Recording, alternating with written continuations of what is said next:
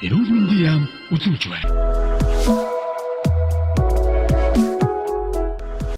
Албан байгууллагуудад зориулсан коронавирусын халдвар COVID-19-с өршлөн сэргийлэх зөвлөмжийг хүргүүлье. Албан хаагчдын биеийн халууныг өглөө бүр үзэж, өвчний шинж тэмдэг илэрсэн тохиолдолд гэрт нь буцаах.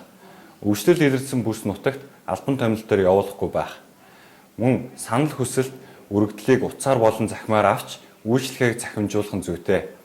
Хурал уулзалтыг богино цагаар цөөн хүнтэй зохион байгуулж, хурлын үеэр өрөөг тогтмол агааржуулж, мөн хурлын дараа хатуу гадаргууг сайн арчиж цэвэрлэх хэрэгтэй. Цахилгаан шатны товчлуур, хаалга шатны бариул, компьютер, утас зэрэг хүний гарыг хүрдэг газрыг өдөрт 2-оос доошгүй удаа арчиж цэвэрлэн урьдчилан сэргийлэх зөвлөмжийг ил тод байрлуулаарай. Ажлын байрны дарамт стресс үүсэхгүй, ажилтныхаа дархлааг дэмжиж ажиллаарай. Мөн коронавирустай холбоотой илүү дэлгэрэнгүй үнэн бодит мэдээллийг эрүүл мэндийн яамны Facebook хуудас болон вебсайтаас аваарай. Коронавирусээс хамтдаа сэргийлье. Монгол улсын эрүүл мэндийн яам.